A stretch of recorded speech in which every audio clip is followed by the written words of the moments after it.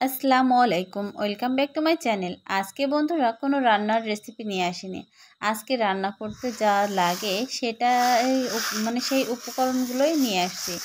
তো আজকে আমি যে ভিডিওগুলো নিয়ে এসেছি প্রত্যেকটা গৃহিণীর নিত্যদিনের সঙ্গে। এগুলো ছাড়া কিন্তু আমরা রান্না একেবারে করতে পারি না। তো দেখতেই পাচ্ছেন আমি এখানে ছাদে শুকনা মরিচ শুকাতে দিয়েছি। আর এখানে শুকনা হলুদ মিল থেকে আমি এটাকে ভাঙিয়ে নিয়ে আসছি, নিয়ে এসে এবার রোদে দিচ্ছি। যেহেতু অনেক দিন রাখতে হবে, এই জন্য আমি রোদে দিয়ে রাখছি। তো বন্ধুরা, শুকানোর পরে আমি এখানে নিয়ে চলে আসছি ব্লেন্ডারে। তো ব্লেন্ডারে এগুলোকে আমি গুঁড়ো করে নেব। আর বন্ধুরা, এগুলো কিন্তু শুধু আমারই লাগে না, আমি একটা পেজ থেকে এগুলোকে অর্ডার নিই আর সেল করি। সেটার নাম হলো মনিয়া পাখি ডল হাউস। পাশাপাশি নতুন আরেকটা আমি পেজ খুলেছি, কিষানি পেজ, সেখান থেকেও অর্ডার নিয়ে থাকি। তো আপনারাও যদি চান তাহলে কিন্তু একেবারে অর্গানিক গ্রামে যে মশলাগুলো তৈরি করা হয় খাঁটি, আপনারাও নিতে পারেন।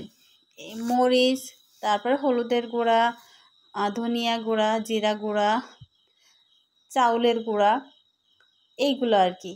তো দেখতেই পাচ্ছেন আমি কিন্তু ব্লেন্ডারে এগুলোকে ব্লেন্ড করে নিচ্ছি।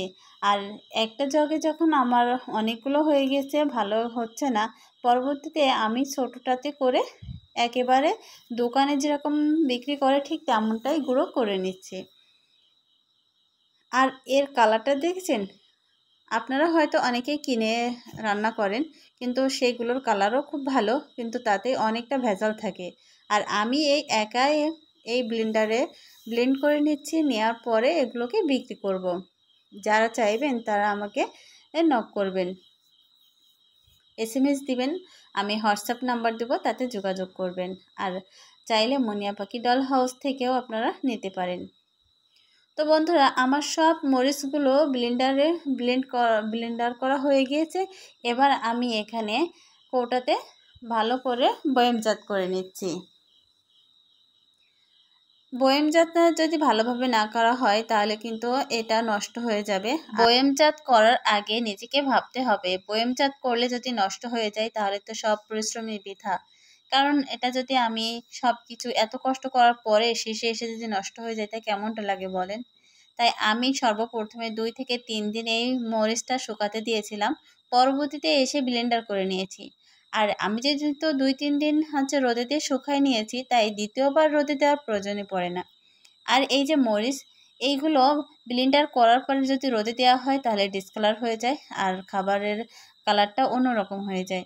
তো বন্ধুরা, দেখতেই পাচ্ছেন এখানে কিন্তু আমি বয়ামজাত করে রাখছি।